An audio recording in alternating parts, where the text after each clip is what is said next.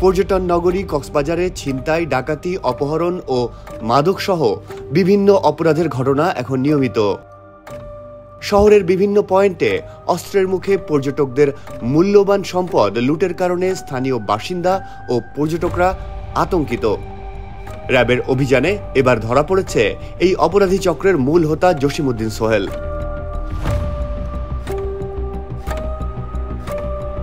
এ বিষয়ে র্যাব 15 এর সহকারী পুলিশ সুপার ও সহকারী পরিচালক আ.ম ফারুক জানান, র্যাব 15 এর সদর কোম্পানির একটি বিশেষ দল গোপন তথ্যের ভিত্তিতে গত 22 মার্চ কক্সবাজার সদর থানাধীন দক্ষিণ হাজীপাড়া এলাকায় অভিযান চালিয়ে একাধিক মামলার আসামি ছিনতাইকারী চক্রের দলনেতা জসিমউদ্দিন সোহেলকে গ্রেফতার করেছে।